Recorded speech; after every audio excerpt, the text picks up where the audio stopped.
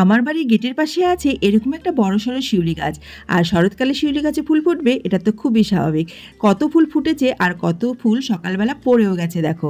এখন বাজে সকাল 7:30, কিন্তু এখনো পর্যন্ত আমি ফুলগুলো তুলিনি, কারণ এই ফুলগুলো তোলার দায়িত্ব হচ্ছে আমার মেয়ের। এবারে তোমাদেরকে দেখাচ্ছি, দেখো গেটের ওপারেও কিন্তু কত ফুল রাস্তায় পড়ে আছে। আসলে এই রাস্তার উপরে অনেকগুলো শিউলির ডাল রয়েছে, আর সেখান থেকেই কিন্তু সকালবেলা এরকম ফুলগুলো পড়ে যায়। তবে রাস্তাটা যেহেতু খুব বেশি পরিষ্কার নয়, তাই এই ফুলটা কারোরই আর কাজে লাগে না। চলো গেটটা বন্ধ করে তোমাদেরকে এখন দেখাচ্ছি পাঁচিলের উপর কতগুলো ফুল পড়ে আছে। ঘুম থেকে উঠেই ঝুড়ি হাতে চলে এসেছে আমার মেয়েটা ফুল কুড়াতে।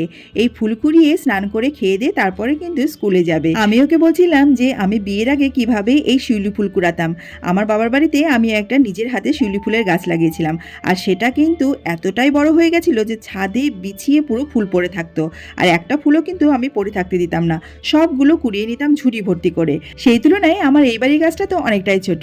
তাছাড়া প্রত্যেক বছর যেহেতু ডালপালা কেটে দিই, তাই খুব বেশি বড় কিন্তু হতে পারে না। আর তাতেই যা ফুল ফোটে সেটাই কিন্তু আমার পুজোর জন্য যথেষ্ট। এই দেখো, এক ঝুড়ি ফুল কিন্তু কুড়ানো হয়ে গেল। এখন বেজে গেছে সকাল 8:30, আর মেয়ে কিন্তু স্নান করে খেয়ে দিয়ে একদম রেডি হয়ে গেছে স্কুলে যাওয়ার জন্য। ওর স্কুলে 9:15টার মধ্যে ঢুকতে হয়, আর ক্লাস শুরু হয় 9টা থেকে। গেটের সামনে দাঁড়িয়ে আছে টোটো ধরার জন্য।